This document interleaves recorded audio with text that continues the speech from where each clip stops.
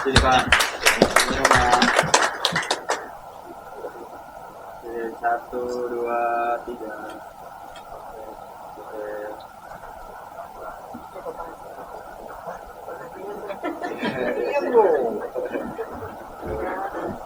Ini Bu. 1, 2, 3.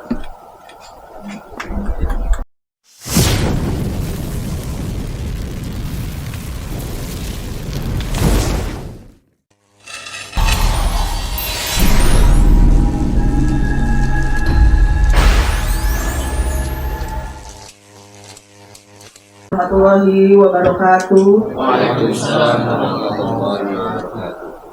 Yang terhormat Bapak Wali Kota Kota Administrasi Jakarta Barat, yang diwakili oleh Kepala Bagian Perekonomian Sekretaris Kota Kota Administrasi Jakarta Barat. Yang terhormat Ibu Kepala Suku Dinas Ketahanan Pangan, Kelautan dan Pertanian Kota Administrasi Jakarta Barat. Yang kami hormati para narasumber dan tamu undangan, serta hadirin peserta sosialisasi yang berbahagia.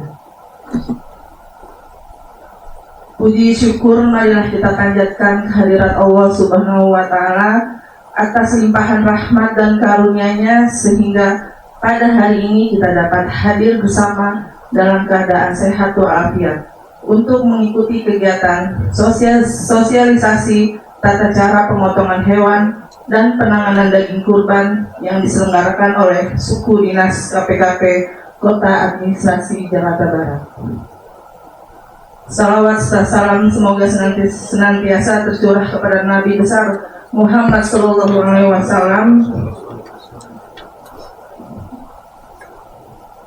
termasuk dalam pelaksanaan ibadah kurban yang penuh nilai ibadah sosial dan kemanusiaan. Hadirin yang aku, laporan Ketua Panitia Sosialisasi Tata Cara Pemotongan dan Penanganan Daging Hewan Kurban kepada Panitia Pemotongan Hewan Kurban di Jakarta Barat, kepada Ibu Kepala Suku Dinas KPKP Jakarta Barat untuk dipersilakan. Assalamualaikum warahmatullahi wabarakatuh. Waalaikumsalam. Waalaikumsalam. Selamat pagi, salam sejahtera untuk kita semua. Yang saya hormati Bapak Wali Kota Kota Administrasi Jakarta Barat, yang dalam hal ini diwakili oleh Bapak Perekonomian, Bapak Febri, yang selalu mendampingi KPKP. Terima kasih Bapak. Yang saya hormati pula Wakil Sekretaris PWN di DKI atau Sekretaris MUI di Jakarta Barat atau yang mewakili. Yang saya hormati Ketua DPI Jakarta Barat, Bapak Jana Arifin atau yang mewakili. Yang saya hormati juga para narasumber.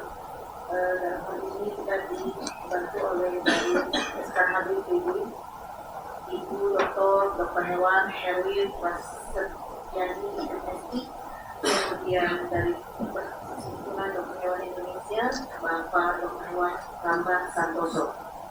Yang saya hormati pula Bapak Ketua MUI Kecamatan atau Ketua DMI Kecamatan, dan yang saya banggakan tim KPKP yang sudah mempersiapkan acara hari ini untuk kita sama-sama menyambut Hari Raya Idul Fitri. Kita dipersiapkan secara teknis ya Bapak, atau secara praktek, mungkin nanti bisa disampaikan oleh para narasumber di depan ini. Sekiranya ada pertanyaan atau ada suatu kendala di lapangan, bisa ditanyakan secara langsung kepada para narasumber. Dan yang saya hormati pula Bapak-Bapak peserta sosialisasi tata cara pemotongan dan penanganan daging hewan kurban kepada Panitia Pemotongan Hewan Kurban di Jakarta Barat. Puji dan syukur kita sampaikan kehadirat Tuhan Yang Maha Esa, bahwasanya berkat rahmatan karunia-Nya kita semua dapat berkumpul di tempat ini untuk menghadiri dan mengikuti acara tata cara pemotongan dan penanganan daging hewan kurban kepada Panitia Pemotongan Hewan Kurban di Jakarta Barat. Saya atas nama Suku Dinas Kelautan Pertanian Ketahanan Pangan Kota Administrasi Jakarta Barat selaku atau sebagai penyelenggara dari kegiatan ini mengucapkan selamat datang dan terima kasih atas kehadirannya kepada Bapak-Bapak semua yang sudah bisa meluangkan waktunya pada pagi hari ini untuk kita sama-sama mendengarkan materi yang disampaikan oleh para narasumber, sehingga nanti pada tanggal 6, 7, dan seterusnya ya, kita akan tetap mendata, kita akan tetap sama-sama melakukan kegiatan pemotongan hewan ini secara baik dan benar. Masih menurut.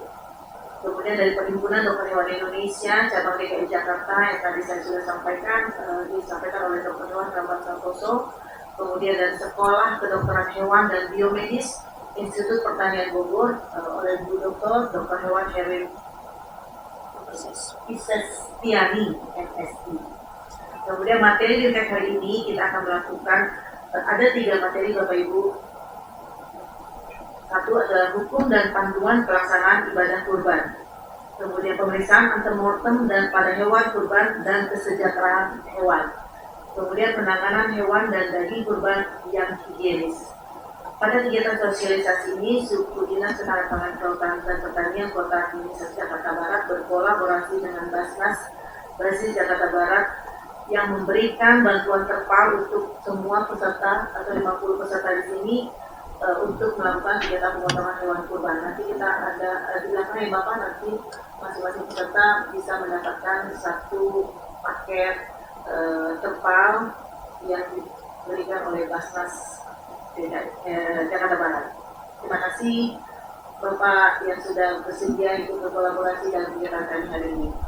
Demikian laporan pelaksanaan Kota Administrasi Jakarta Barat. Kepada Bapak Kabak dipersilahkan untuk memberikan sambutan.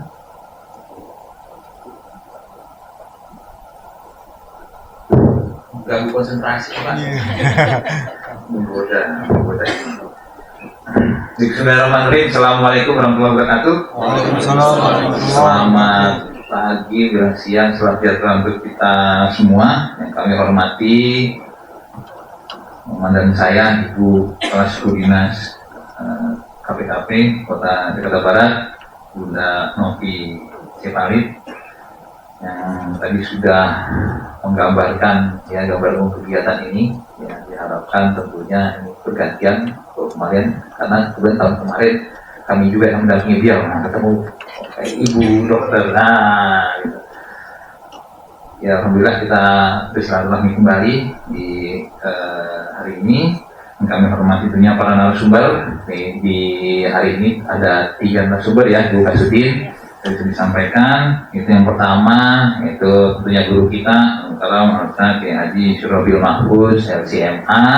Beliau selaku Wakil Sekretaris PWNU DKI dan juga Sekretaris MUI Jakarta Barat. Mungkin beliau masih di jalan, nanti mungkin menyusul untuk bergabung dengan kita. Yang kami hormati hadir di sini dari jajaran akademisi, Ibu Dr. Hewan Herwin Isestiani MSI.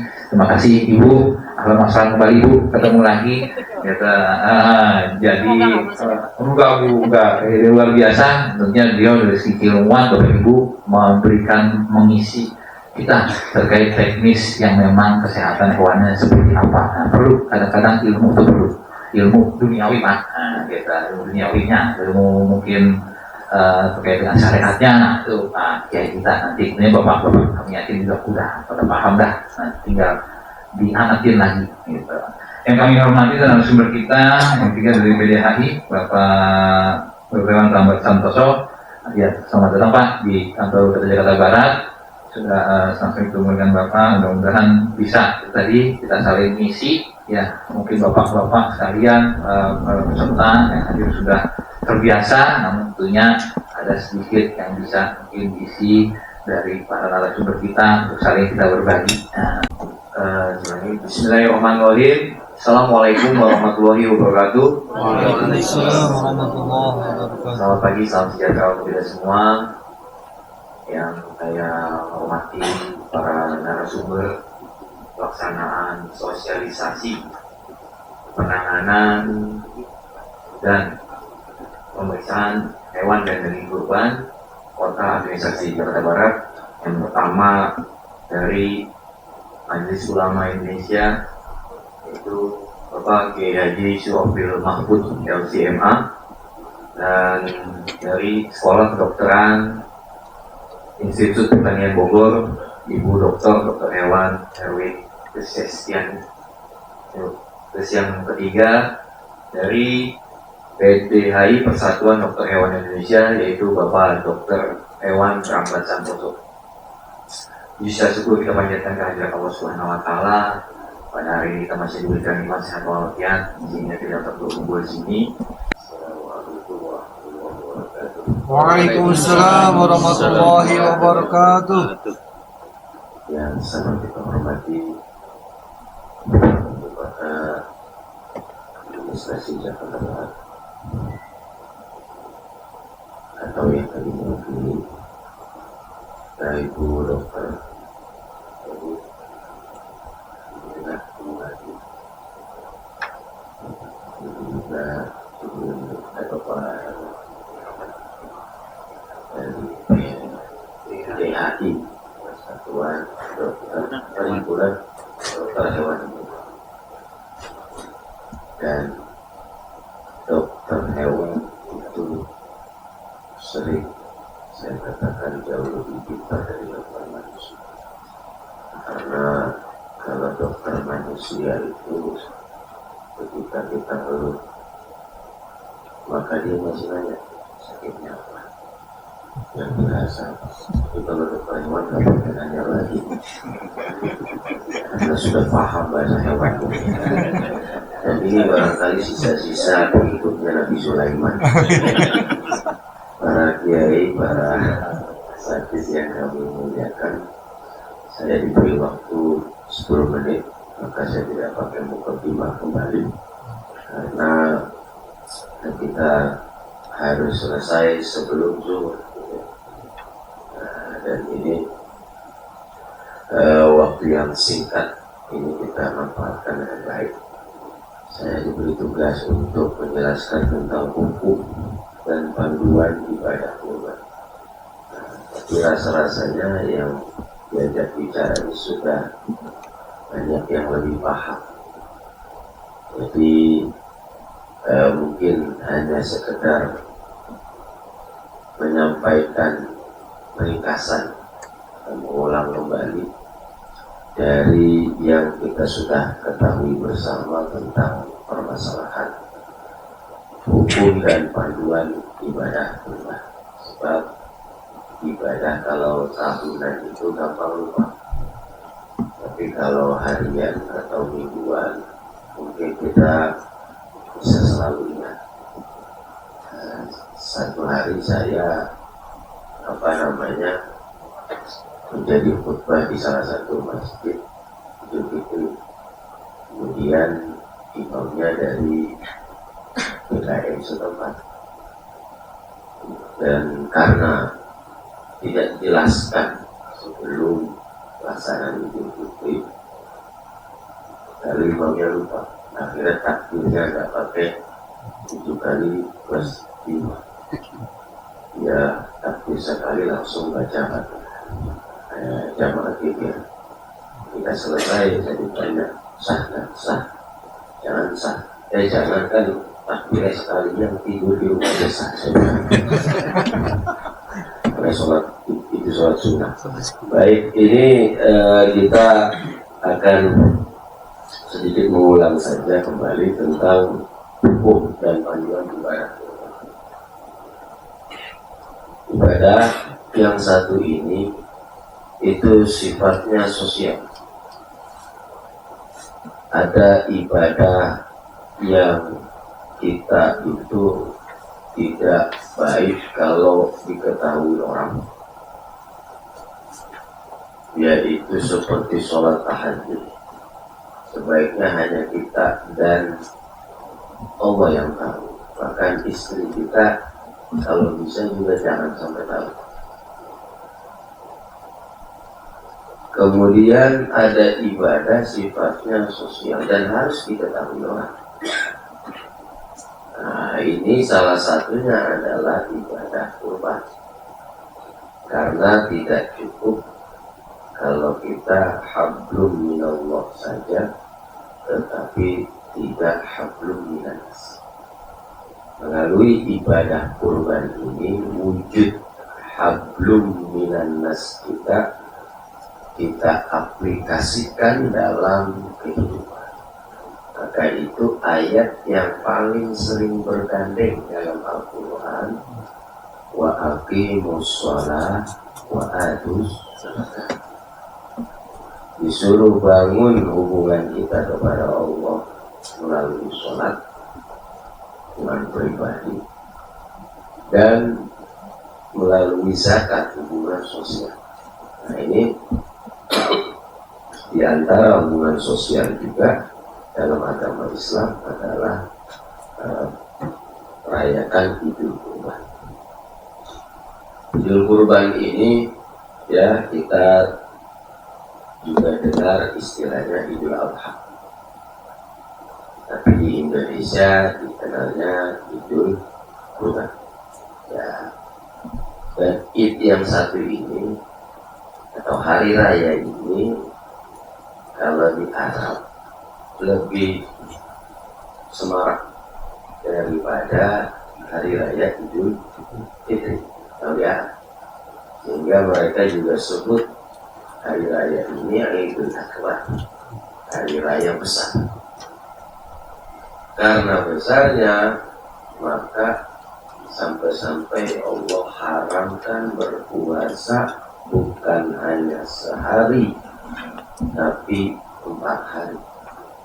Jadi kalau Idul Fitri kan kita salah satu Syawal aja haram puasa.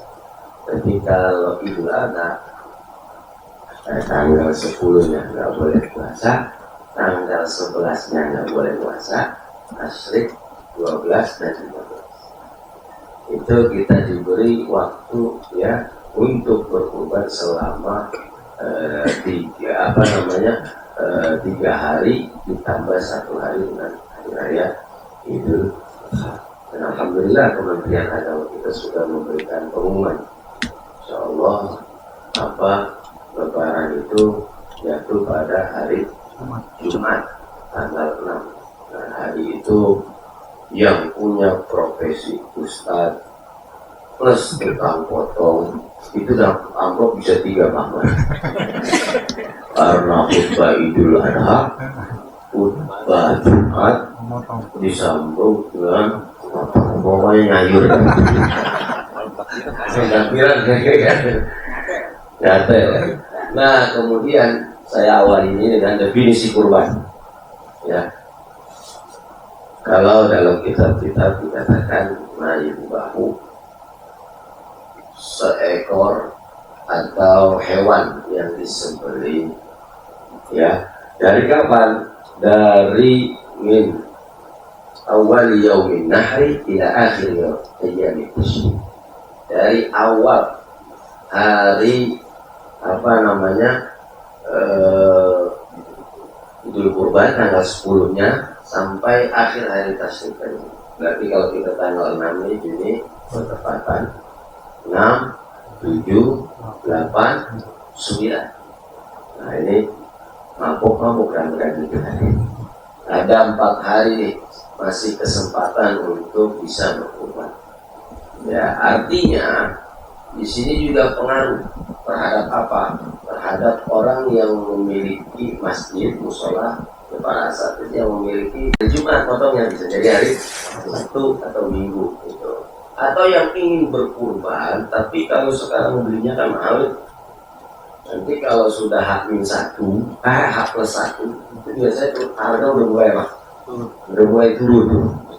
H+1, A+1 ya kan, H+2, apalagi sudah H+3 itu, tetapi masih masuk hitungan kurban kalau kita berbicara tentang definisi. Maka sampai di akhir hari tasyrik nanti berarti Jumat, Sabtu, Minggu, Senin. Jumat, Sabtu, Minggu, Senin. Terakhir potong berarti hari apa? Hari Senin. Nah hari Senin ini juga masih ada kesempatan sampai di akhir waktu asar. Jadi kalau matahari sudah terbenam, sudah selesai. Kalau ketinggalan karena sapi atau kambing yang terlalu banyak, maka jatuhnya namanya sedekah. Seperti halnya orang membayar zakat, saat khatib sudah naik ke atas mimbar, maka dihitung sebagai sedekah, tidak lagi dihitung sebagai zakat. Nah begitu kalau kita mau mendefinisikan kurban. Hewan apa aja yang boleh dipotong? Nah, kan tadi kan katanya sembelihan itu meliputi apa? Ya, kalau kita mau ngikutin Nabi, ya itu onta, sapi, dan kambing. Kalau mau ngikutin Nabi. Tapi kalau mau ditambah ngikutin sahabat, ayam juga boleh. Ayam juga boleh. Harusnya ini nggak boleh dipatwakan dan tidak bisa publik untuk disampaikan. Karena kalau begini banyak yang ngirit beli ayam aja nanti. Tetapi ini juga menjadi fikih solutif, fikih solusi. Kenapa dikatakan fikih solusi? Bagi mereka yang mungkin pada kesempatan kali ini tidak memiliki rezeki, ya, uang lebih, apa namanya, untuk membeli patungan sapi atau kambing, ya, maka dia bisa mengambil alternatif pendapat sahabat Nabi, yaitu Abdullah bin Abbas, sekaligus sepupu, sahabat sekaligus sepupu. Karena Nabi punya ayah namanya Abdullah. Abdullah punya saudara Abbas, punya saudara Hamzah, punya saudara Abu Thalib, punya saudara Abu Lahab, punya saudara Sofiyah. Abbas itu punya anak namanya Abdullah. Abdullah Nabi ini sahabat sekaligus sepupu. Sama kayak Ali itu sepupu. Maka Ali itu nikah sama anaknya sepupu. Nikah sama sepupu aja boleh, apalagi anaknya sepupu. Ali sama Fatimah itu kan sepupu. Apa namanya, Nabi Muhammad sama Ali sepupu. Punya anak, Nabi Muhammad namanya Fatimah. Fatimah nikah dengan. Nah, ini beliau mencoba memberikan informasi, ya, Allah bin Abbas, bahwa ya, bagi orang yang kepingin banget punya pahala, meraih pahala di hari raya Idul Adha, berkesempatan untuk bisa menyembelih tapi nggak punya uang. Nah, maka solusinya adalah kurban dengan ayam. Cuma ini walaupun perlu disampaikan juga, bukan berarti kita yang mau mengamalkan ini ayam yang dikasih pada dia. Ya, nanti musola masjid jadi kandang ayam. Gitu ya. Kita aja inisiatif motong sendiri, kita bikin sayur apa kuning ayam, ya kan, opor ayam, kita anterin panitia yang lagi pada motong. Cakep begitu. Ketimbang nggak ada kontribusinya sekali, pokoknya misain daging doang. Nah, ini kemudian kita bergeser kepada jenis hewan kurban, ya. Ini juga masih banyak praktek lapangan. Kalau saya survei ke kanan itu, jadi penting ada barometer syariat, ada barometer kesehatan. Nanti kalau kesehatan dia ibu dokter yang jelasin. Tapi kalau barometer syariat ini kita masih ada beberapa tempat orang menjual sapi, ya, tapi tidak melihat ukuran usia. Padahal Nabi ini mewanti-wanti kepada kita ada barometer usia yang perlu kita perhatikan. Untuk sapi di usia 2 tahun, ya, di usia apa? 2 tahun. Ya, kalau misalnya sebelum 2 tahun udah dijual, lalu kemudian tidak mencukupi syarat, maka ini nanti jadi persoalan kurbannya. Niatnya baik, tapi karena tidak mencukupi syarat dari ketentuan syariat, maka bisa jadi bermasalah. Kemudian ada kambing Jawa. Kalau kita kan ada kambing Jawa, ada domba. Gitu ya. Ini secara perkembangan usia itu berbeda. Kalau dalam fikih itu kambing Jawa sebaiknya sudah masuk 1 tahun. Itu pada usia 1 tahun. Kalau domba usia 6 bulan. Kalau ayam Nah, ayamnya kalau ayam boiler nih yang saya tulisnya 2 bulannya ayam boiler. Iya, udah gede gitu. Tapi kalau ayam kampung ini nunggu 4 sampai 6 bulan gitu. Kalau ayam kampung tuh. Nah, ini apa namanya pada usia seperti ini. Jadi kenapa? Nanti kenapa tidak usia di bawah ini? Ya, kenapa sapi itu tidak di bawah 2 tahun, atau kami tidak di bawah 1 tahun, atau domba di bawah 6 tahun? Nanti kita dengar penjelasan dari dokter. Apakah dagingnya itu berbeda, ataukah dari segi giginya, gitu kan? Kalau di ini kan kitab-kitab kuning itu disebutkan harus musnah, giginya itu sudah rapi gitu. Kemudian selanjutnya, ini bagus waktunya Pak. Lanjut apa lagi? Ini sambil garasan aja ini. Jadi dulu nih masih ada enggak ya? Cacat yang tidak diperkenankan untuk hewan kurban. Nah, ada juga ukuran hewan ini sakit atau tidak. Nah, maka itu sakit yang seperti apa yang sekiranya jangan dibeli atau jangan dijadikan hewan kurban. Nah, tetapi kalau saya nggak pesan buangan sebagai musola masjid, sapinya sakit, ya sapinya pincang gitu.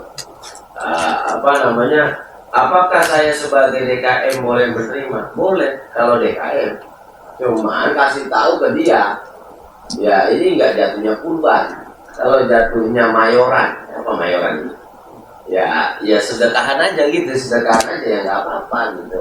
Tapi kalau jatuhnya kurban harus ada kriteria syaratnya gitu. Nah, cacat yang harus dihindari, 1, buta.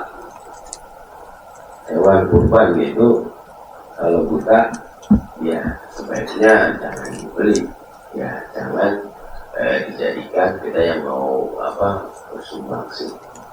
Kurban, hewan kurban itu jangan sampai pilih yang buta. Yang kedua yang pincang, ya pincang, ya kakinya pincang depan atau belakang, ini jangan dipakai buat kurban. Yang ketiga sakit atau udah terlalu tua usianya.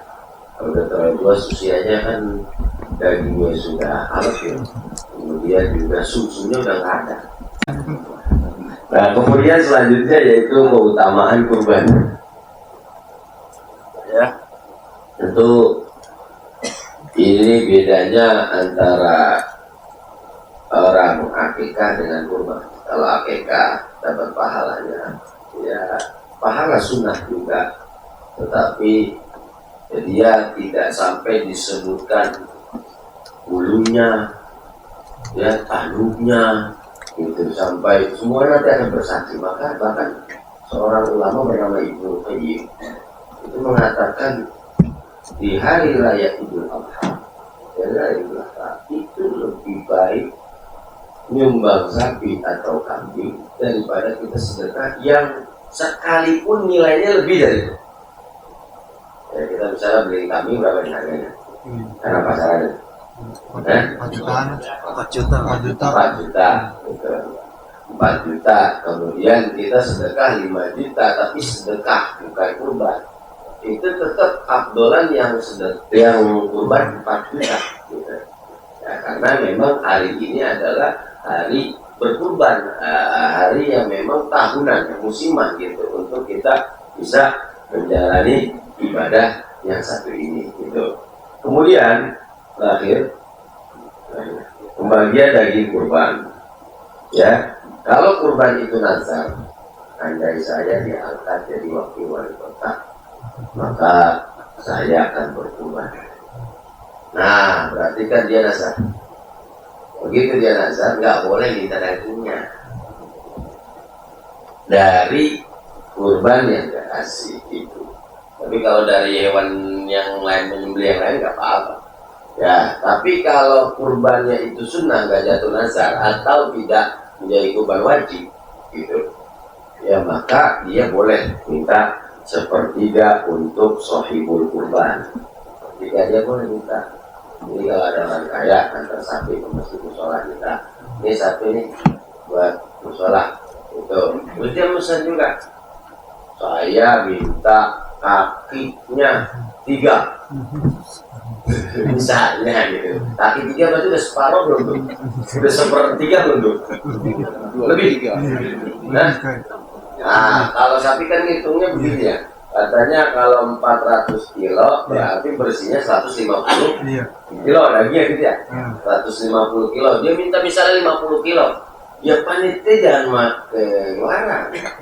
Karena memang jatah dia. Ini kita bicara hukum ya, bicara hukum agama ya. Ini jatah dia sepertiga maksimal. Gitu. Gue elah orang kaya nggak tahu diri. Nyumbang sapi, minta lagi dagingnya. Kata orang kaya, mendingan gua nggak tahu diri. Ketimbang lu kan nyumbang sekali, komen doang. Gitu misalnya dibagiin gitu, kalau dia tahu darinya ya sepertiga memang hak dia, sepertiga untuk tetangga atau kerabat, tapi sepertiga lagi untuk sedekah fakir miskin. Nah ini terakhir saya tutup dengan pantun naik unta untuk pergi haji. Berbekal iman serta ketakwaan. Idul Adha adalah waktu untuk berbagi, lambang ukhuwah dan persaudaraan. Selamat Hari Raya Idul Kurban dan tahun 1440 Hijriah atau 2020. Assalamualaikum warahmatullahi wabarakatuh. Waalaikumsalam. Terima kasih Pak Kiai sudah menyampaikan paparannya tentang panduan dan ibadah. Baik, jadi mohon berdiri ya dulu. Jadi saya izin berdiri untuk presentasi biar lebih enak. Kalau dulu itu kayaknya mau kurang ini ya, kurang semangat seperti itu. Jadi nanti kita sharing aja ya Pak ya, karena memang ini kan udah Bapak sekalian itu pengalamannya juga luar biasa. Jadi kita sharing aja. Mungkin nanti ada hal-hal yang baru dari Bapak Takmir atau mungkin dari Pak yang kita ikut Juleha seperti itu. Nah, nanti bisa disampaikan seperti itu. Mungkin apa yang kita paparkan ada kekurangannya, ya nanti kita bisa saling berbagi seperti itu. Jadi kemarin kita ditugasi dari panitia itu untuk menyampaikan pemeriksaan hewan kurban antemortem. Maksudnya antemortem itu adalah atau pemilihan atau pemeriksaan hewan sebelum disembelih seperti itu. Kemudian sama ya kesejahteraan hewan, bagaimana hewan itu kita sejahterakan dulu sebelum disembelih. Itu lanjut. Nah, jadi untuk ini ya hewan, terutama untuk kan tadi sudah sampaikan sama Pak Kiai bahwa untuk hewan yang biasanya untuk korban adalah kalau di Indonesia itu adalah sapi, kambing, kemudian kerbau ya, terus domba seperti itu.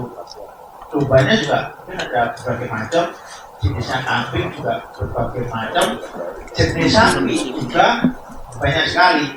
Jadi nanti kita bisa diskusi terkait tadi yang disampaikan sama Pak Kiai tentang umur syarat dari hewan tersebut. Ini kan memang salah satu syarat ya. Jadi kalau misalkan untuk hewannya kan ya harapannya adalah gemuk, kemudian juga ya tidak cacat seperti itu, terus kemudian jalannya tidak pincang gitu. Lanjut. Nah, syarat dari hewan adalah yang untuk korban diantaranya adalah sehat. Jadi sehat itu tidak sakit atau tidak menularkan penyakit seperti itu. Kemudian ya untuk berat badan yang harapannya yang gemuk ya, jangan yang kurus korbankan seperti itu. Jadi nanti hasil dagingnya itu sedikit. Kemudian, nah ini untuk cukup umur. Jadi untuk yang umur ini adalah kebanyakan kita harus hati-hati Bapak takmir atau mungkin panitia untuk terutama untuk sapi. Sapi ini banyak kita temukan hewannya itu masih muda. Karena kan jenis sapi itu kan banyak ya, ada simental, limosin, kemudian juga sapi Bali, sapi Madura, kemudian ada juga PO, peranakan ongol. Nah, hati-hati untuk sapi-sapi yang rasnya besar atau badannya gede, kayak limosin, simental. Nah, itu badannya gede, tetapi umurnya masih muda atau belum pupak.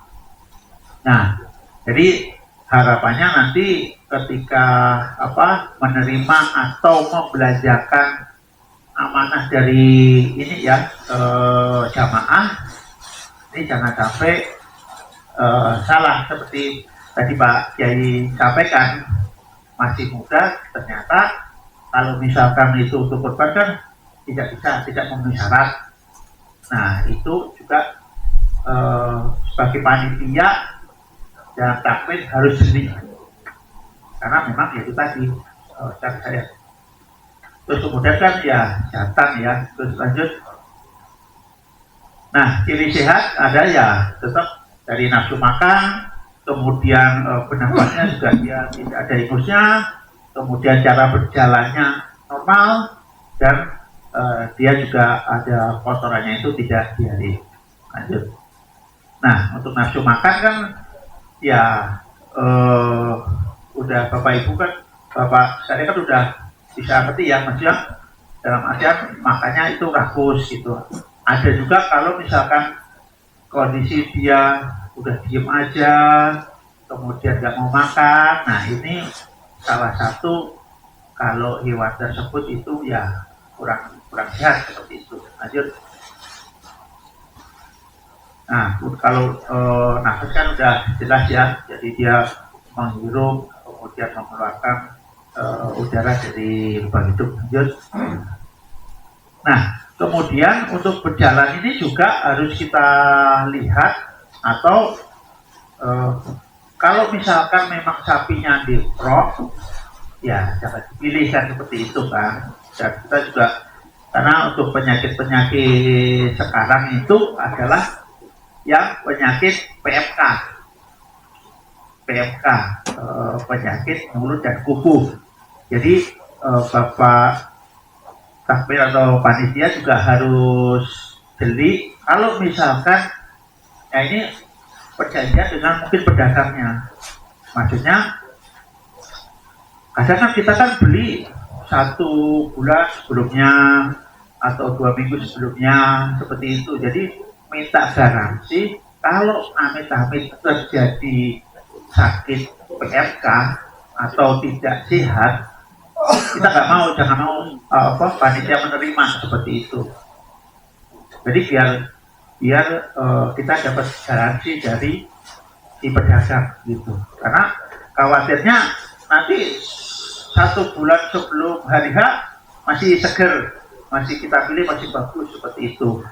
Ternyata pas kurang 3 hari ternyata sakit, dan karena PMK itu kan salah satunya kan mulut sama kakinya ya diserang ya, jadi kakinya kan sampai misalkan copot kukunya. Nah itu kan kurang sehat gitu kan. Nah itu minta di garansi atau pindah ganti dengan yang lain yang sehat seperti itu. Jadi ya memang untuk panitia atau takmir itu tugasnya berat ya. Jadi mohon Bapak sekalian bisa jeli. Lanjut. Nah ini juga untuk ya relatif ya, maksudnya kalau untuk buang kotoran itu kan memang kalau dia makan ya buang seperti itu. Jadi kriteria diare juga nanti harus dilihat juga. Kalau misalkan memang diarenya itu diare berdarah seperti itu ya mungkin itu dia hewannya sakit seperti itu. Lanjut. Nah, kalau untuk berat badan ya kita dalam memilih hewan kurban ya saya jangan terlalu kurus seperti itu. Lebih baik yang perawakannya pendek, gemuk, dagingnya berisi daripada yang tinggi tapi banyak tulangnya seperti itu. Dan juga untuk ini tadi ya usia itu pilih ya kalau misalkan dari jenis sapi yang bagus, misalkan dananya terbatas dan untuk usianya itu yang sudah memenuhi syarat itu adalah yang ras-ras kecil seperti sapi Bali, sapi Madura, sapi Kupang. Nah itu meskipun kecil itu sudah kupak. Nah harapannya dengan syarat tadi ya dan disampaikan Pak Kiai untuk umurnya sudah memenuhi. Karena kalau misalkan kita bandingkan dengan limusin dengan harga yang kalau misalkan 20 juta gitu ya untuk sekarang 20 juta itu untuk sapi yang ras Bali ya ada yang sudah kupak. Tetapi kalau untuk yang limusin, si metal, nah itu biasanya masih pedet. Nah khawatirnya belum memenuhi syarat dari umur. Gitu. Lanjut. Nah tadi buta, kemudian juga daun telingnya juga utuh, gitu kan. Kemudian kakinya itu berjalan ya normal, tidak pincang atau tidak patah. Karena ada kejadian juga ya sapi korban karena menurunkannya tidak hati-hati jadinya patah. Nah itu juga berarti kan cacat ya seperti itu. Terus kemudian tadi umur, kemudian ini lanjut. Nah ini contoh yang ini ya sudah kupak ya. Jadi tolong diperhatikan untuk terutama kalau kambing Jawa juga itu beberapa ini ya yang meskipun agak tinggi tapi belum kupak. Tapi kalau domba, karena kan kalau usia untuk domba kan minimal 6 bulan ya, itu lebih kecil udah memenuhi syarat. Jadi tolong juga nanti ya dari panitia untuk menghimbau kaitannya dengan masalah persyaratan umur ini, karena itu tadi banyak sekali permasalahan di ini ya masalah umur kambing Jawa sama sapi, terutama kalau sapi malah justru yang limusin, semental gitu. Nah karena secara umum, sapi saya udah gede kok, gitu kan, udah badannya udah gede gitu. Tetapi kalau dilihat secara umur itu belum kupak. Nah jadi untuk persyaratannya kan masih kurang ya. Gitu. Lanjut. Nah jadi ya itu tadi kita sampaikan untuk yang udah kupak itu paling enggak sudah ganti gigi susu jadi gigi yang permanen seperti itu. Lanjut. Kalau perkiraan untuk gigi ya, jadi kalau umur pada sapi itu kalau misalkan tanggalnya itu dua yang di depan itu ya, nah itu ya pada sih udah 2 tahun. Nah kebanyakan kalau di lapak-lapak juga kita harus beli, jadi tanya aja. Kalau misalkan tanya udah kupak belum, kalau misalkan pedagangnya sudah bilang sudah, jangan percaya, minta tolong bukain aja mulutnya gitu. Jadi dari kita minta tolong bukain mulutnya itu kita bisa melihat giginya sudah ganti atau belum yang depan yang 2 itu. Kalau misalkan udah minimal udah 2 ganti, berarti sudah kupak. Jadi syarat itu yang paling enggak yang pertama itu yang harus dilihat seperti itu. Lanjut. Jadi kalau misalkan harapannya kalau misalkan hewannya yang kita pilih itu yang besar, gemuk, nah itu kan kita juga senang ya untuk ini ya. Kalau yang kambing yang PE yang besar itu juga mantap untuk dikorbankan. Kalau ini yang bawah ada jenis sapi peranakan ongol itu memang udah gede, jadi ya memang sudah memenuhi syarat. Lanjut. Kemudian pemeriksaan antemortem.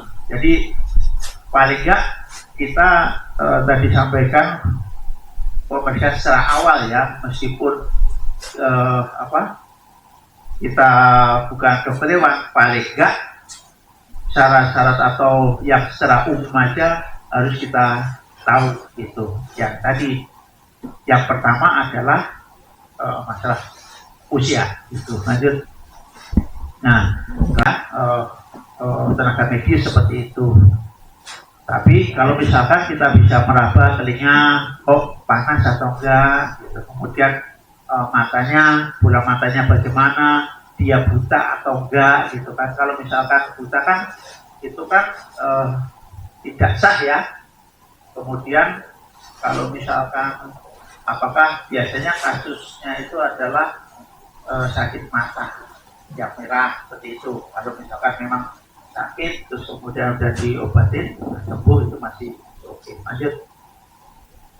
Kemudian ya itu tadi mulut, biasanya di mulut itu kalau kambing itu ada ini ya penyakit atau sariawan seperti itu ya. Sebenarnya kalau itu adalah virus ya, salah satu tandanya adalah dia sariawan. Kalau misalkan memang kondisinya berat ya sebaiknya jangan dipilih seperti itu. Atau ada kan ini ya, misalkan 1 bulan sebelumnya kita sudah beli ya, kita tetap minta pertanggungjawaban dari yang jual. Kalau misalkan pas Amin 3 ternyata ada yang sakit seperti itu ya sebaiknya sih minta ganti gitu aja. Jadi sebelumnya sudah disampaikan. Gitu. Lanjut. Kemudian kalau itu kan masalah pilek ya, kalau ada lendir, kalau misalkan pileknya parah ya tetap kita minta ganti. Lanjut. Nah kemudian kalau untuk kulit bulu, kalau misalkan bulunya itu kusamnya karena mungkin dia suka dikubangan, nah itu masih oke. Cuma kalau misalkan kusapnya karena kurus atau gudik, nah itu ya sebaiknya jangan dipilih seperti itu. Lanjut. Kalau ini kan kita cek, ini kita tenaga medis ya bisa, tapi kalau misalkan Bapak mau nyoba ya untuk di temperatur pakai manusia itu juga bisa seperti itu. Lanjut. Nah, kemudian ini paling nggak kita punya gambaran untuk penyakit PMK. Jadi penyakit PMK itu alhamdulillah kalau sekarang ini ya harapannya tahun ini sih nggak ada wabah, tapi mungkin 2 tahun yang lalu atau tahun lalu itu masih ada wabah seperti itu. Jadi ada beberapa tempat penyembelihan yang hewannya itu kena PMK. Jadi ya nanti itu tadi harapannya sebagai gerbang penerima atau penanggung jawab dari panitia juga harus ini ya sama pedagangnya harus mungkin perjanjian sebelumnya. Kalau misalkan hewannya nggak sehat ya udah kita ganti seperti itu. Jadi gejalanya adalah jadi di mulutnya itu ada lepu-lepu, sariawan seperti itu, kemudian juga ingusnya berlebihan, biasanya nggak mau makan, terus kemudian luka di kaki. Nah kadang sampai copot itu kukunya. Jadi kalau misalkan copot kukunya ya tidak memenuhi syarat gitu kan, seperti itu. Jadi harapannya bisa ditukar atau minta pertanggungjawaban sama pedagangnya, seperti itu. Memang nggak mudah ya, jadi kasus teman seperti itu menemukan pas penyembelihan menemukan kasus seperti itu ya kita dari dokter hewan pemeriksa ya hanya bisa menyarankan seperti itu karena kita kan tidak bisa mengambil kebijakan. Jadi ya sarankan untuk ya sebaiknya jangan potong seperti itu karena kalau misalkan dipotong kalau dari segi hukum kan tidak memenuhi syarat ya seperti itu. Lanjut, kemudian nah ini juga yang lagi wabah itu adalah lumpy skin disease atau kayak gudik seperti itu. Ini juga beberapa di tempat penampungan juga ada. Jadi kalau misalkan menemukan hewan yang seperti ini ya jangan dipilih seperti itu. Jadi ya tetap kembali lagi ya ke perjanjian sama pedagangnya lagi seperti itu. Jadi pas pilih misalkan 2 minggu sebelumnya ini kan tinggal 1 minggu ya, kita 1 minggu ya. Kalau misalkan kita sekarang cari ya nanti Bapak takmen ya sampein harus kondisi sehat pas pengiriman. Kalau misalkan tidak sehat seperti nah nanti kita minta ganti. Ya biar apa? Biar hewan kurban yang akan kita sembelih itu sempurna dan memenuhi syarat. Lanjut. Nah ini juga nama lagi wabah juga pestis. Jadi dia itu juga ini ya demam, terus kemudian ada ingusnya seperti itu ya. Kalau memang ada yang seperti itu nah diterima seperti itu karena kambing Jawa ini sangat rentan dengan flu, pilek gitu. Jadi harapannya ya yang hewan yang diterima itu sehat. Kalau misalkan kondisi ini yang untuk kesejahteraan hewan itu di mana aja? Yang pertama adalah di penampungan, transportasi. Nah, itu juga kalau untuk yang penampungan ya harus ada tempat untuk minum, terus makan. Kalau misalkan H-1 paling gak sih minum ya, karena kan harus puasa dulu ya. Harapannya puasa sekitar ya semalam lah seperti itu.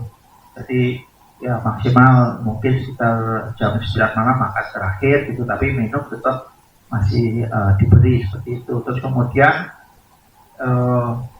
harus ya itu tadi harapannya ada peneduhnya biar kalau misalkan panas itu enggak kepanasan, kalau hujan enggak kehujanan. Lanjut. Kemudian untuk transportasi juga harus ini ya, maksudnya nyaman, jangan kan banyak yang ditumpuk-tumpuk gitu ya, jadi terlalu berdesakan, kasihan gitu.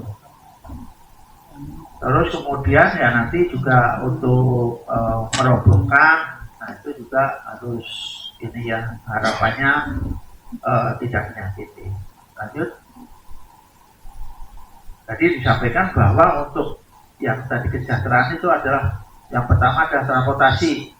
Maksudnya transportasi itu gimana? Kendaraannya harus nyaman. Terus kemudian untuk sapi itu permasalahan biasanya adalah tempat menurunkan sapi. Nah itu harapannya ada ininya ya dibikin segitiga untuk tempat penurunan. Tapi memang itu tidak mudah untuk tempat-tempat yang sempit ya seperti itu.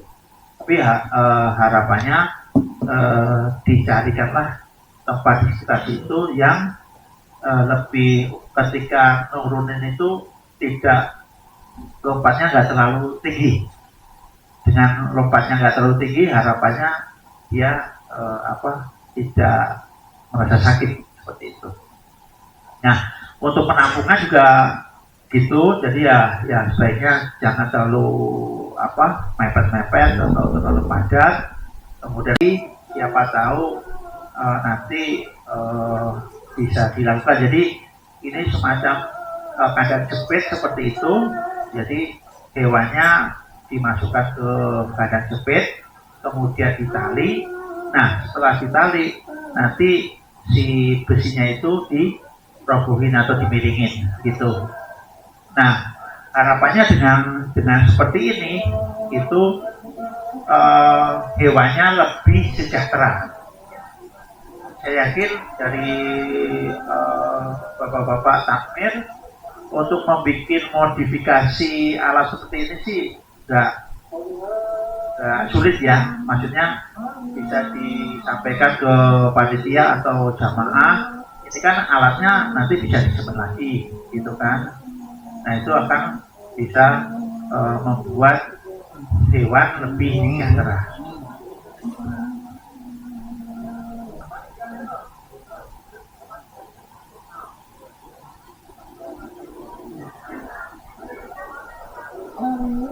Jadi di YouTube kita kan udah akses untuk internet kan udah bagus ya. Jadi di YouTube cari aja restrain box atau restrain sapi penyembelihan. Nah, jadi paling nggak kan nanti mungkin saya modelnya seperti kurang suka, ada model banyak model, nanti dicari aja di YouTube seperti itu. Karena akses kita kan internet sudah bagus ya. Jadi ini hanya untuk sebagai gambaran aja bahwa dengan cara seperti ini membuat sapi itu lebih sejahtera. Ini seperti aja.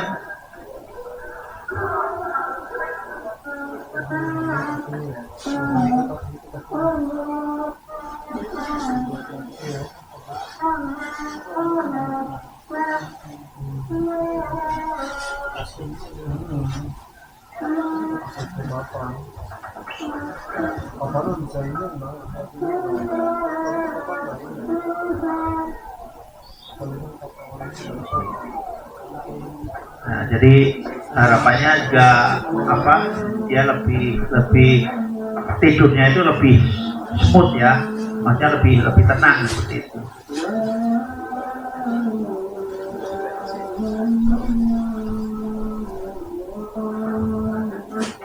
Ada juga modifikasi yang setelah ini kan ada rodanya, jadi bisa didorong ke tempat lubang penyembelihan.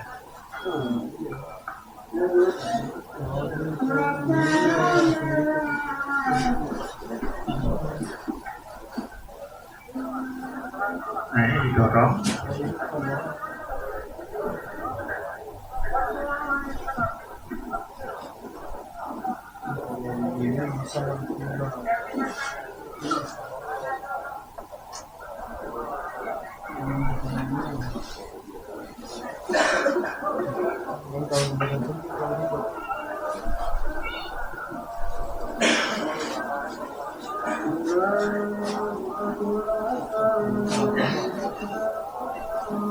Ya, oke ya, itu jadi seperti itu untuk materi yang kita sampaikan dan hygiene yang baik untuk waktu depannya. Kami persilakan, silakan. Baik, terima kasih Pak Akbar. Assalamualaikum warahmatullahi wabarakatuh. Waalaikumsalam. Sebelumnya saya izin berdiri Bapak-bapak ya. Sekali lagi bukan bermaksud untuk menggurui gitu ya, tapi di sini kita belajar bareng. Pastinya kalau saya nggaremi lautan nggak mungkin ya. Tadi Pak Kiai sudah bilang di sini ahli-ahlinya semua, jadi insya Allah kita berbagi, kita sharing gitu ya apa yang terkait penyelenggaraan kurban ini, dari itu akan membuat kita ibadah kurban kita akan jauh lebih baik dibandingkan jika ada beberapa hal yang mungkin akan terlewat atau yang sering kali terlewat. Baik, next. Nah, Pastinya memang tadi disampaikan Pak Kiai lagi, ini ibadahnya selain ibadahnya para kiai ya, yang 3 tadi dapat 3 amplop tadi yang tebel-tebel gitu ya, ini juga ibadahnya para mustahik atau orang-orang yang kurang mampu untuk makan daging. Bisa jadi gitu ya, mereka memang makan dagingnya 1 tahun sekali di saat kurban ini, bisa jadi gitu ya. Tapi kalau Jakarta Barat mah hampir setiap hari makan daging, mungkin melakukan dengan halal dan juga thayyib. Nah, artinya kalau di dalam dunia akademisi, thayyib itu diartikan dengan higienis atau bersih dan sehat. Ya, itu di dalam dunia kami. Jadi kalau di dalam dunia bapak-bapak, kalau halal tadi dia dipotong 3 saluran, kemudian menghadap ke kiblat, membaca basmalah gitu ya, terus yang menyembelih harus beragama Islam dan membaca doa sebelum pemotongan atau basmalah sebelum pemotongan. Maka bagaimana untuk konsep thayyib? Konsep thayyib di sini adalah dagingnya yang dihasilkan itu bersih dan juga sehat. Oke, lanjut. Nah, ini beberapa pemotongan hewan kurban itu ada beberapa aspek yang perlu kita perhatikan, yang perlu bapak-bapak perhatikan. Kalau boleh tahu nih, dari 1000 orang yang ada di sini gitu ya, sudah pernah ikut pemotongan hewan kurban, sudah pernah ikut pelatihan ini? Ada yang sudah pernah? Bapak sudah pernah? BNSP. Kemudian sudah sini, bapak-bapak ada yang sudah pernah? Sudah pernah satu orang sudah sini? Belum pernah. Jadi ini baru pertama kalinya. Ya, semoga tadi juga disampaikan oleh Pak Akbar, ini DMI yang ada di sini gitu ya, Pak Kiai yang ada di sini bisa nanti memberikan masukan kepada DKM yang di bawah DMI. Harapannya tutur tular gitu ya, ketok tular atau apa yang didapatkan di sini juga nanti nyampe ke masyarakat. Baik, ini ada yang perlu kita perhatikan terkait pemotongan hewan kurban. Yang pertama adalah hewan kurbannya sendiri. Sudah banyak diulas tadi oleh Dr. Rambat ya Pak, Dr. Rambat ya, dan juga oleh Pak Kiai Sofrofil tadi, bahwa hewan kurban ini harus cukup umur, sehat, dan juga tidak cacat.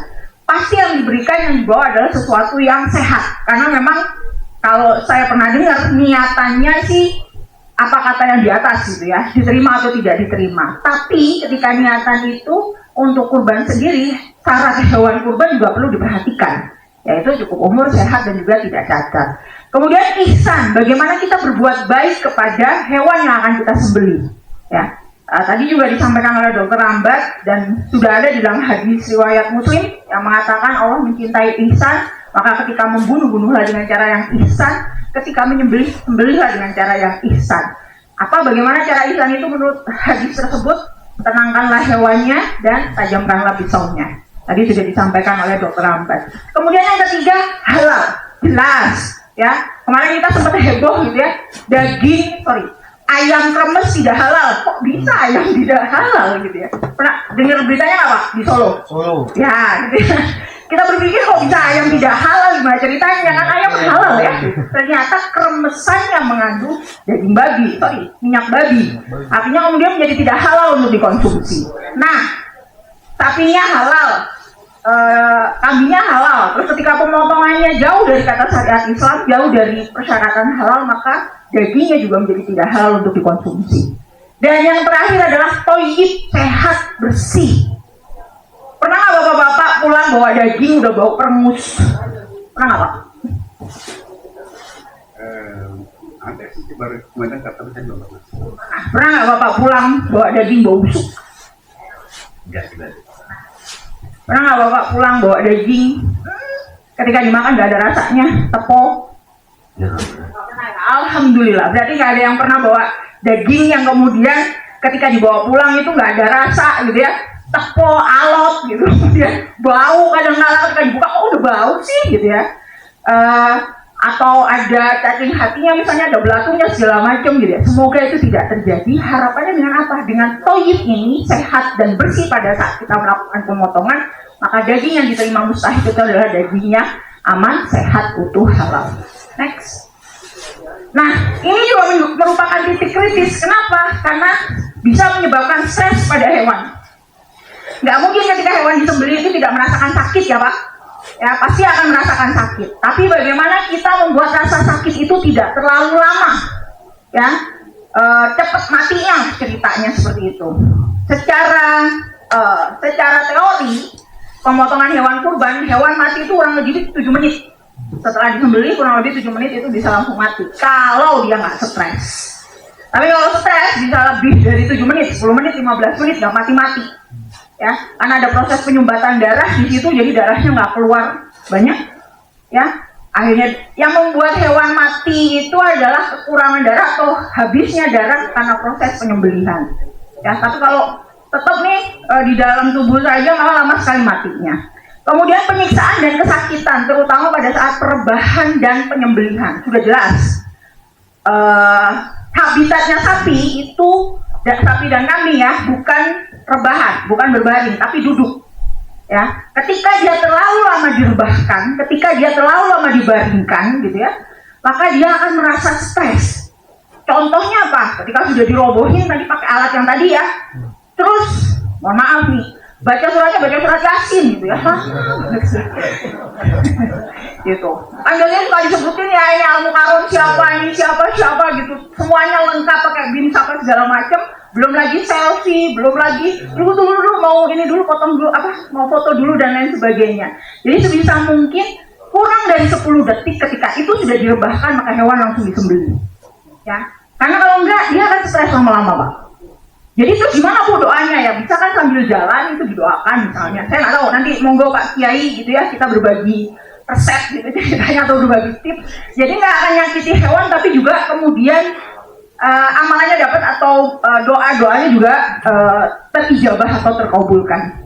Kemudian yang ketiga adalah pencemaran. Nah, nih bapak-bapak di kota ya, potongnya ya, pasti setelah pemotongan yang namanya warga itu udah protes bau, kemudian darah di mana-mana, terus kemudian kotoran di mana-mana. Katanya gitu ya, saya mau dikoreksi ya Pak Akbar, di sini di kota ada SCRM ya. Laporan warga ya, laporan warga kalau seandainya, dan itu harus 1 kali 24 jam. Kalau seandainya ada warga nih, moto gitu ya di masjid Bapak, cekrek ada timbunan sampah bau banget gitu kan, misalnya di situ feses sapi atau feses kambing gitu ya, udah selesai hewan kurbannya, difoto sama warga, dikirim ke Pak Akbar, nanti bisa jadi Pak Akbar 2 hari 2 malam nggak tidur ngurusin kotoran gitu, karena itu harus segera diselesaikan. Kenapa? Karena kalau nggak diselesaikan, tunjangannya turun ya Pak. Jadi ini potensi terhadap pencemaran lingkungan juga sangat tinggi, terutama darah yang dikeluarkan pada saat penyembelihan. Untuk itu, ya minimal kalau saya boleh menyarankan gitu ya, bapak-bapak di kampungnya atau di desanya atau di DKM-nya punya lubang untuk tempat pengeluaran darah. Yang itu bisa dibuka, bisa ditutup lagi. Kalaupun pakai tanah bisa digali kemudian ditutup lagi tanah galian tersebut ya, jadi nggak ditaruh di lantai gitu ya, nggak di ke got atau ke aliran sungai gitu ya, langsung ke sana karena darah itu sumber pencemar yang luar biasa Pak ya. Boleh saran kedua adalah membuat septic tank untuk pembersihan jeroan hijau ya. Jadi semuanya dimasukkan ke sana gitu ya, sehingga kemudian tidak akan menimbulkan bau. Kita nggak ada lahannya Bu, gitu. Bisa saja nih kalau boleh saran nih, untuk tempat parkiran yang sekarang dari masjid-masjid yang ada gitu ya, itu dibikin yang secara permanen. Nanti kalau pada saat hewan kurban nggak dipakai, tapi setelah dipakai untuk parkiran atau segala macam, tapi pada saat kurban itu bisa digunakan untuk kurban. Jadi itu akan jauh lebih bersih dan higienis dibandingkan kalau di tanah. Boleh next? Nah, prinsip higiene dan sanitasi ini perlu kita terapkan pada penanganan daging kurban supaya daging tadi aman dan layak. Apa itu higiene? Higiene itu berkaitan dengan orang, sehat dan bersih pada orangnya. Kemudian kalau sanitasi itu berkaitan dengan alat dan lingkungan di sekitarnya. Jadi alatnya harus bersih, lingkungannya harus bersih, itu yang dimaksud dengan higiene. Dari pemotongan hewan kurban, jadi ada lingkungannya sendiri, kompetisi petugasnya dan juga peralatan yang sesuai. Lingkungan harus dipersiapkan, lokasi penurunan, tadi Dokter Amba juga sudah menyampaikan. Kecil Bu, gimana Bu gitu ya? Bisa pakai gundukan pasir, bisa pakai jerami yang kita tata di situ sehingga hewan itu turun dari truk atau turun dari pickup itu nggak loncat. Ya, jadi itu bisa dibikin oleh bapak-bapak, nggak harus punya loading dock seperti di RPH gitu ya. Kita bisa pakai gundukan pasir atau segala macam. Kemudian tempat penyembelihannya ini juga harus kita pikirkan. Nggak hari ini di rumah Bapak A, hari besok di rumah Bapak B gitu ya, tapi memang di situ tempatnya yang saya bilang tadi. Kalau bisa dari awal Bapak-bapak nyicil gitu ya, bikin dipelur dulu tanahnya, terus bikin lubang darah dulu, bikin lubang septic tank misalnya, terus nyicil beli pisaunya misalnya, semuanya dicicil ya. Jadi lama-lama bapak-bapak bisa tuh punya kerekan untuk ngulitin daging sapi gitu ya misalnya. Jadi nanti kita lihat ya, ini merupakan gotong royong dari masyarakat. Kemudian ada tempat penyembelihannya, tempat pengolahan limbah, persiapan pergantungan karkas dan juga penanganan karkas. Ini terkait dengan lingkungan. Terkait dengan pembagian tugas, ya, tolong yang berada di bagian perebahan, ya, merobohkan atau handling hewan itu adalah orang yang kompeten, bukan yang takut-takut dan sok jagoan, ya. Karena apa? Karena hewan, terutama sapi, karena sapi itu seperti kerbau, bukan seperti ya, memang dia temannya kerbau, satu geng sama kerbau. Kalau tahu bapak-bapak takut, dia nyerang. Di depan gua Pak Kiainya takut deh kayaknya, gua duduk aja deh. Ya, urusan nanti. Dan kita khilafah ya bapak-bapak, manusia itu adalah khilafah, harusnya hewan takut sama khilafah. Tapi kalau bapak-bapak udah ketakutan gitu ya, nanti proses handlingnya lama. Enak tadi sudah ada beberapa alat yang memudahkan gitu ya, tapi kadang-kala juga alat itu kesusahannya adalah cukup memakan tempat gitu ya, nanti waktu juga dan lain sebagainya. Tapi it's okay, itu adalah suatu cara untuk mempermudah pada saat perobohan. Tapi yang pasti di situ adalah orang yang kompeten, bukan orang yang takut-takut tadi ya. Kemudian perbanyak orang untuk menguliti dan menangani pengeluaran jeroan dan juga penggantungan karkas. Nah, saya nggak tahu di Jakarta Barat lebih banyak motong hari Sabtu atau hari Jumat. Sabtu, alhamdulillah kalau Sabtu. Karena kalau Jumat gitu ya, kebayang deh jam 11 sudah mandi mau sholat Jumat gitu ya, terus sapi kambing udah dipotongin terus nggak ada yang kulitin ya. Makanya nanti apalagi mohon maaf sekali lagi, Pak Kiai sendiri tadi yang bilang ini hari rayanya Juleha gitu ya, karena sekali setahun dia bisa ngambil job sampai 10 tempat gitu ya misalnya, sini udah selesai pindah, sini udah selesai pindah gitu ya. Dia nggak mikir bagaimana orang-orangnya bisa menguliti atau enggak. Terus yang bagian nguliti amatiran lagi, banyak daging yang kena gitu ya, harusnya kan dagingnya nggak kena kulitnya ya gitu, tapi ini kemudian karena ngulitnya amatiran jadi kemudian kena. Kemudian peralatan, pisau sembelihan, peralatan untuk di hewan dan kait untuk menggantung hewan. Jadi ini 3 komponen utama yang sebenarnya perlu dipersiapkan oleh kita semua sebagai petugas untuk pemotongan hewan kurban. Oke, lanjut. Ya, kebersihan higiene itu penting untuk pelaku, dalam hal ini orang, ada tukang jagal, petugas DKM dan juga panitia menangani daging. Kemudian ada peralatan yang kontak dengan daging, kemudian proses setelah pengeluaran darah dan juga daging dikemas, dan yang terakhir adalah tempat pemotongan dan penanganan daging. Lanjut. Nah, tolong bapak-bapak juga bikin alur ya. Jadi ada daerah kotor, ada daerah bersih. Daerah kotor itu tempat merebahkan, tempat menyembelih gitu ya, pengeluaran jeroan itu adalah daerah kotor. Kalau sudah selesai, pengulitan segala macam sudah selesai, pindah ke daerah bersih. Nah itu satu jalur bapak-bapak. Jadi nggak ada ceritanya yang bagian nguliti bisa di bagian yang pergi ke bagian yang emas-emas daging, atau yang emas-emas daging bisa ke bagian yang ngulitin. Ya, jadi kita bikin arah satu jalur, Bu. Tempat kami nggak panjang, nggak luas, nggak lebar. Gimana caranya? Kalau ini panjang ya Pak, kita next. Nah, kalau seandainya nggak lebar gitu ya, bisa misalnya nih sapi, kambing sisi sebelah kiri, kemudian ini pakai tirai, masuk ke sini untuk perubahan, masuk pengulitan gitu ya, pencucian jeroan pindah ke sana, dan seterusnya sampai dengan mustahil. Ya, jadi bisa diatur, intinya jangan sampai orang bisa bolak-balik karena tempatnya yang riweh gitu. Ya, keluarin jeroan harus lewat dulu ke penanganan daging misalkan. Terus kemudian yang beli harus lewat dulu ke tempat pengeluaran jeroan, akhirnya riweh. Nah, alasannya kenapa harus pakai tutup Pak? Kenapa harus pakai tirai? Kamu ini kayak korbannya yang dikorbanin, hewan korbannya. Maksudnya yang hidup, nggak ngelihat yang mati. Oke, betul, pinter Bapak. Berarti udah pernah ikut pelatihan. Oke, jadi ini perlu ditutupin ya Pak. Supaya apa? Supaya kambing domba dan juga sapi tidak melihat temannya yang sedang dirobohkan dan juga sedang disembelih. Kenapa? Karena darah yang keluar tadi ya, tidak mungkin hewan yang disembelih itu tidak stres, pasti stres. Nah, ketika stres akan keluar bersama darah namanya hormon kortisol. Ya, kalau hormon kortisol itu keluar, si sapi atau kambing domba yang melihat temennya mencium bau darahnya, maka dia akan merasa ketakutan, temen gue diapain tuh ya. Jadi dia lama-lama jadi stres juga dan ngamuk. Tapi kalau stres ngapain, Pak? Ya, Kalau stres banget dia ngapain? diam juga sih, ngelamun ya. Kayak Noel lah. Ya, yang pertama kalau dia stres dia ngamuk, dia nyeruduk, dia lari, dia lompat dan lain sebagainya. Itu stres pertama. Tapi stres yang benar-benar stres, dia depresi, dia duduk deprok, nggak mau disuruh berdiri, dia diam aja. Terserah lu mau ngapain, gue mau duduk di sini, gue nggak mau pergi kemana-mana. Dia duduk aja, nggak nendang nggak apa. Itu stres yang sangat berlebihan. Atau depresi kita bilangnya. Jadi kalau keluarga bapak di dalam kamar nggak keluar-keluar, oke Pak, nanti bapak tidurnya depresi berat. Oke, lanjut. Nah, kemudian pastikan hanya hewan yang sehat saja yang disembelih ya Pak. Ya, tadi Dokter Amba sudah menjelaskan bagaimana untuk membedakan hewan yang sakit dengan hewan yang sehat.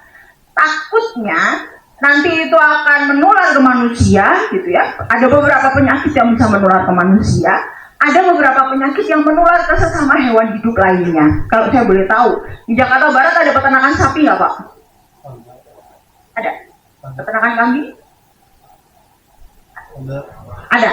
Nah, khawatirnya kalau ada peternakan hewan hidup di sini, itu akan menulari hewan lainnya. Contohnya adalah PMK. Jadi, tolong bapak-bapak di sini catat ntar ya, narah hubung dari dinas. Pak Abra lah cari gitu ya. Ini kayaknya sudah terkenal ya Pak Abra di mana-mana gitu ya. Jadi kalau ada apa-apa bapak-bapak bisa terus menghubungi teman-teman di dinas. Karena kalau ada kasus misalkan antraks atau PMK, itu orang dinas yang berhak atau mereka yang punya keputusan ini mau diapain. Ya. Jadi pastikan hanya yang sehat saja yang dipotong. Lanjut aja. Nah, hal apa yang perlu diperhatikan terkait kesehatan atau higiene? Yang pertama pastinya ada air. Cukup nggak air di sini? Cukup ya, alhamdulillah. Kemudian yang kedua, penanganan kakak sebaiknya tidak menyentuh tanah, ya, tapi digantung dan tidak bersentuhan dengan lantai-lantai atau bahan yang kotor. Oke, kemudian tempat pencucian jeroan terpisah dengan daging. Oke, lanjut. Pisahkan jeroan merah dan jeroan hijau. Jeroan merah itu contohnya paru, jantung, limpa, ginjal, itu jeroan merah. Kemudian jeroan hijau itu adalah perutan atau usus. Kenapa kemudian nggak boleh bercampur dengan daging? Karena paling banyak bakteri atau kuman itu adalah di jeroan hijau. Setelah itu jeroan merah dan terakhir daging. Kalau dijadiin satu, pasti akan terjadi kontaminasi di sana. Apa? Yang dari jeroan ini masuk ke daging, akhirnya dagingnya mudah busuk. Ya. Kemudian jeroan hijau dicuci bersih, air buangannya jangan disalurkan ke selokan atau sungai. Kalau nggak salah kemarin juga sudah disampaikan ada peraturan Pemda baru ya, nggak boleh buang ke itu ya, yang eko urban, pergub ya. Kalau nggak salah ya Pak ya. Ya, tidak boleh buang lagi di selokan. Kalau buang di selokan nanti jadi temuan. Kasihan lagi Pak Abram, nanti nggak tidur dia malam-malam suruh bersihin selokan gitu ya, gara-gara laporan dari warga. Oke, lanjut. Nah, batasi area orang yang ada di penyembelihan karena orang adalah penyebar terbesar, maksudnya sumber kontaminan terbesar itu adalah orang. Jadi tolong dibatasi orang yang ada di area penyembelihan. Selain juga supaya sapi yang disembelih juga tidak stres. Lanjut. Jangan buang darah ke saluran pembuangan umum untuk penanganan limbah darah. Tadi sudah saya sampaikan, darah itu adalah material berbahaya, sumber nutrisi baik buat kita mau. Kemudian daging, penanganan daging dan jeroan dipisah, tidak dicampur. Tadi sudah saya sampaikan sekali lagi, jeroan itu paling banyak bakterinya.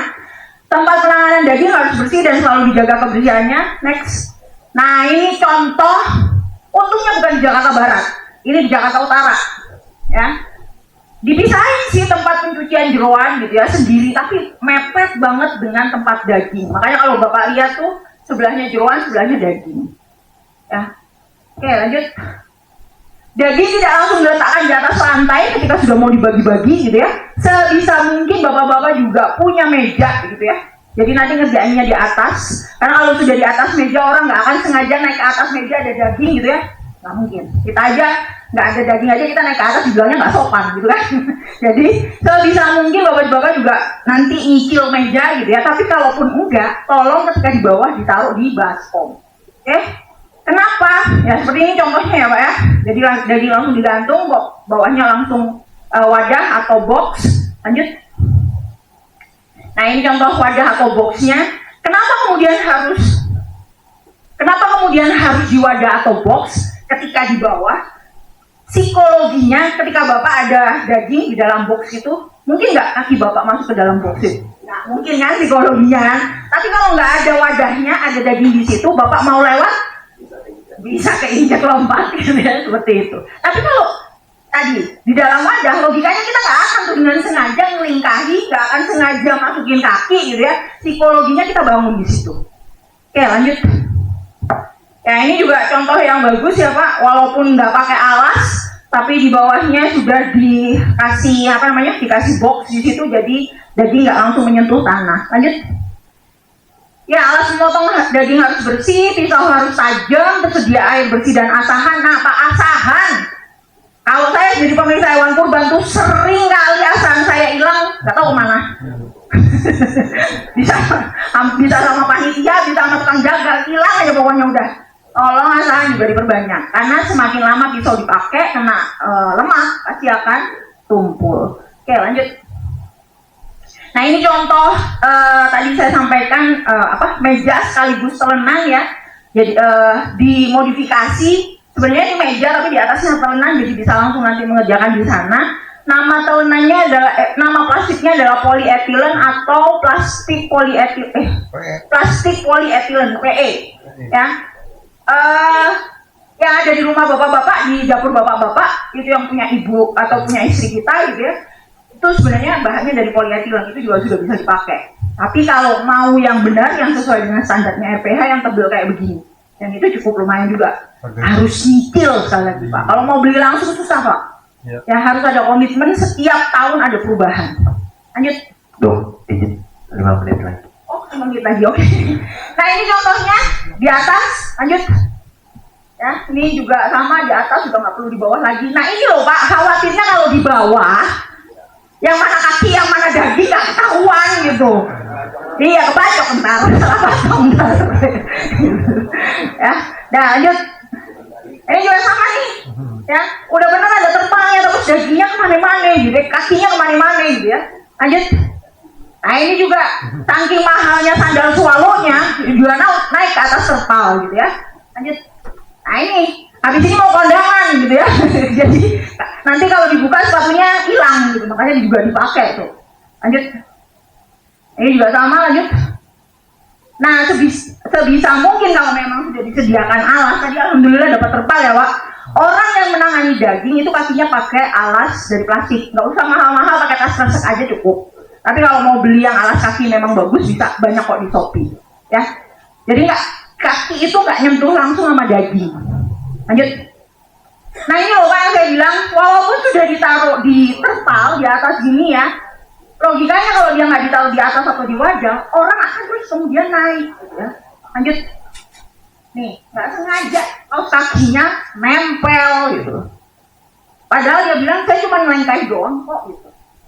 Ya nggak kena kok, ternyata kena loh gitu ya. Lu kaos kaki udah dari ngebut di jalanan, terus habis itu dari kamar mandi dan lain sebagainya. Lanjut ya, oke lanjut aja ini, lanjut aja. Nah usahakan orang yang menangani daging tidak menyentuh bahan kotor, memegang rambut, memasukkan tangan ke telinga dan hidung, selalu menjaga kebersihan, dan yang paling penting adalah jangan ngerokok. Lanjut. Nah, nih, yang paling sering itu adalah ngerokok. Bu, hesek kalau nggak ngerokok. Mulut mah asem gitu ya misalnya. Ya kalau mau ngerokok, mau ngopi, keluar dulu gantian. Jangan lama-lama tuh sambil tiduran, sambil nonton, sambil gosip gitu ya, jangan. Balik lagi habis itu. Ya. Berat ini ya. Oke lanjut.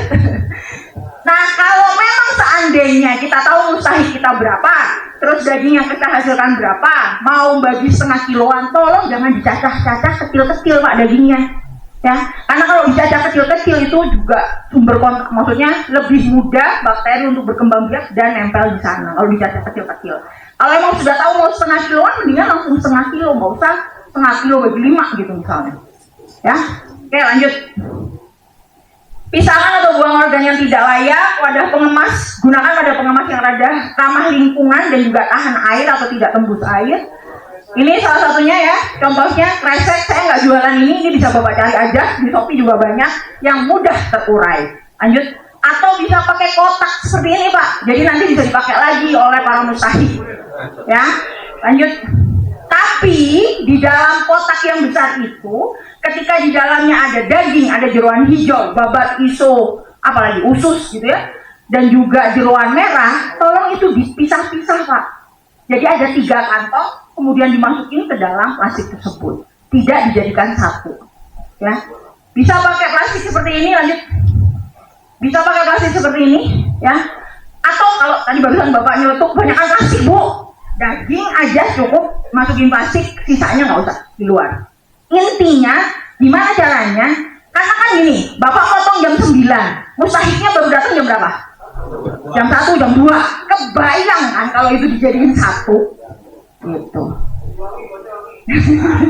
Minimal 2 ya. Oke lanjut. Nah, karena tadi sudah kita belajar dari 1 menjadi 2, 2 menjadi 4 membutuhkan waktu kurang lebih 5 jam, maka ketika proses pemotongan sudah selesai jam 9 atau jam 11, tolong segera berikan kepada mustahik atau diedarkan kepada mustahik jam 4 maksimal. Ya, 5 jam setelah proses selesai maksimal harus segera sudah diterima oleh mustahik. Yang sering kali terjadi tadi, misalnya jam 9 udah beres, jam 9 mulai, jam 11 selesai, nunggu nanti habis asar, atau nunggu nanti menjelang maghrib ketika semuanya beres gitu ya, baru mustahik itu pada datang. Yang ada, sekali lagi, nyampe rumah mustahiknya buka, bau enak, ini yang ngasih gak sih itu panitia? Bukannya nggak bersyukur ya, tapi kan pasti ada rasa seperti itu. Oke, lanjut. Ya, tolong juga Bapak persiapkan desinfektan untuk mencuci setelah selesai semuanya, dibersihkan semuanya, terakhir dikasih desinfektan. Ini beberapa desinfektan yang bisa dipakai, bisa pakai asam sitrat atau citrun kita bilangnya ya, bisa pakai asam borat. Lanjut. Bisa juga pakai klorin atau hipokloris apa ya? Baiklin. Ya, itu juga bisa. 1 liter pemutih pakaian ditambah dengan 750 ml air. Setelah selesai, siramin aja itu desinfektan yang bagus, sehingga kemudian tidak akan timbul pencemaran. Lanjut. Nah, harapan saya adalah semoga kurban tahun ini Bapak-bapak udah ikut latihan jauh lebih baik daripada tahun lalu gitu ya. Tahun depan lebih baik lagi karena Bapak-bapak udah tahu nih, oh tahun ini nyicil pisau, kata Bu Dokter tahun ini nyicil pisau sama telenang, tahun depan nyicil bikin septic tank, tahun depannya bikin ini, tahun depannya bikin ini, terus seperti itu sehingga akan jauh lebih baik. Oke. Terima kasih Pak. Langsung saja dijawab oleh narasumber kita yang pertama dari Pak Wawan, dari DKM atau mungkin akan dijawab oleh Ibu Dokter sertifikasi. Baik, terima kasih Pak Akbar. Terima kasih Pak Wawan, ini pertanyaannya susah ya. Baik, sertifikasi halal itu untuk produk yang memang diproduksi secara terus-menerus gitu ya. Dalam artian yang disertifikasi bisa produknya, bisa juga prosesnya. Kalau kita melihat undang-undangnya, artinya ada suatu proses yang kemudian dilakukan sertifikasi halal di situ. Nah, untuk pemotongan hewan kurban sendiri, sebenarnya hewan itu harus disembelih di RPH, aturannya seperti itu. Tapi ketika berkaitan dengan hari besar keagamaan, maka diperbolehkan di luar asalkan diawasi oleh dokter hewan. Tadi banyak kenapa harus diawasi oleh orang yang memang kompeten atau oleh dokter hewan atau juleha. Salah satunya adalah kehalalan. Apakah nanti ini wajib hukumnya para misalnya DKM ini mensertifikasi halal tempatnya untuk bisa diakui bahwa daging yang dihasilkan, daging kurban yang dihasilkan itu halal. Rasanya kalau menurut saya belum ke arah sana Pak, karena ini adalah para proses yang memang sustainability, maksudnya terus menerus dilakukan seperti itu. Jadi, tapi nanti mungkin bisa jadi wacana gitu ya. Kalau memang aturan pemotongan itu boleh di luar RPH, sejauh ini kan enggak, harus di dalam RPH kecuali hari besar keagamaan. Untuk itu saya yakin teman-teman dari dinas beberapa kali melakukan pelatihan juleha. Harapannya apa? Harapannya ketika penyembelihan halal, penyembelihan hewan kurban, ada banyak juleha di beberapa tempat atau di semua tempat sehingga bisa dipastikan daging yang dihasilkan itu halal. Titik kritis dari penyembelihan halal, titik kritis dari hewan kurban itu adalah di penyembelihannya untuk terkait halal. Setelah selesai disembelih udah nggak ada obrolan sama halal lagi gitu. Jadi mau tidak mau yang memang perlu dijamin, yang perlu diyakinkan bahwa yang motong ini harus benar-benar tadi beragama Islam, kemudian balik, kemudian membaca basmalah, memotong 3 saluran. Rasanya itu kalau dari saya Pak. Nanti kalau mau debat, diskusi lebih lanjutnya bisa di luar dari ini, karena memang aturannya belum ada mewajibkan seperti itu. Itu yang pertama. Kemudian yang dari Pak Hamim ya, maksimal 5 jam Pak, jangan lebih dari 5 jam. Mau setelah 2 jam, 3 jam, 4 jam silakan, maksimal 5 jam. Kalau udah lebih itu yang berbahaya. Jadi misalkan selesai jam 9, mau jam 11 diri kan ya silakan. Nah, yang paling krusial adalah di bagian pengulitan biasanya memang. Pengulitan yang agak lama dan pengeluaran jeroan itu yang agak lama. Kalau sudah jadi daging dipotong-potong, ditimbang-timbang jauh lebih cepat ya Pak dibandingkan kalau sudah memisahkan daging, memisahkan kulit, itu yang proses lebih lama. Jadi tolong di situ juga lebih banyak orangnya. Seringkali malah di penanganan daging yang banyak ibu-ibu semua gitu kan biasanya ya, tapi kemudian yang bagian ini sedikit banget gitu kadang-kadang. Nanti bisa anak-anak muda dilibatkan nih Pak ya, jadi nggak akan terlalu lama. Itu mungkin dari saya. Selanjutnya yang bertanya dari Pak Hadiman, Pak Dokter. Ya. Sapi. Lagi untuk masalah umur sapi ya Pak ya, jadi bisa ditampilkan.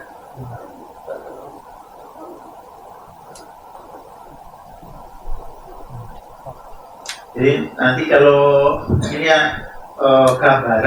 gambaran bahwa untuk cek umur sapi, ketika kan kalau misalkan nanya ke pedagang udah bupak, udah gitu kan. Jadi minta tolong aja untuk dibukakan mulutnya seperti itu. Jadi paling kiri ya itu adalah yang maksudnya giginya masih gigi susu semua. Nanti kelihatan kok, nanti mungkin bisa bapak-bapak ketika melihat sapi ya 2 sapi atau 3 sapi, jadi sebagai perbandingan seperti itu. Jadi misalkan yang pertama itu yang masih muda, itu kurang umur dari 2 tahun. Nah, banyak sapi-sapi yang kelihatannya bongsor, gede, tetapi giginya masih susu semua. Nah itu secara umurnya belum ini ya, belum memenuhi syarat atau belum buka. Nah kalau paling enggak adalah yang sudah, jadi gigi depannya itu Pak, gigi depannya itu udah tadi 2. Nah, giginya itu agak lebar. Kalau gigi udah permanen itu lebar-lebar, gede-gede seperti itu. Kalau yang gigi susu itu kecil-kecil, belum ganti itu. Belum ganti. Nah, nanti Bapak bisa membuktikan, maksudnya membuka 2 atau 3 sapi untuk membandingkan. Kalau ras-ras kecil seperti Bali, Madura, itu meskipun kecil kadang sudah pupak. Nah, jadi kalau misalkan memang dananya itu terbatas, lebih baik pilihlah sapi-sapi ras Bali. Karena ras Bali itu tulangnya itu kecil, konversi ke dagingnya juga lebih besar, lebih banyak. Dan nanti mungkin Bu Dokter bisa menjelaskan untuk lemaknya itu kalau untuk Bali lebih sedikit ya Dokter ya. Jadi dibandingkan dengan sapi-sapi limosin itu kan banyak gajinya. Nah, meskipun masih muda terus banyak gajinya seperti itu. Nah, kalau sapi-sapi Bali, Madura yang kelas kecil itu meskipun kecil, nah itu secara umur sudah mengejar, sudah kupak, sudah tadi ya, terus kemudian kualitas kakaknya juga lebih bagus. Gitu. Jadi tadi yang balik ke masalah gigi, jadi dilihat aja yang depan ini paling enggak ukurannya beda. Nah itu biar apa ya harus lihat sendiri Pak, bisa membuktikan sendiri ke misalkan ke peternaknya atau ke pedagangnya gitu kan, lihat kalau misalkan belum ganti giginya tapi dia katanya sudah kupak ya namanya pedagang Pak, biar dia juga ada untuk mungkin itu aja ya Pak ya yang kami sampaikan. Terima kasih Pak. Silakan anak-anak dari diskusikan.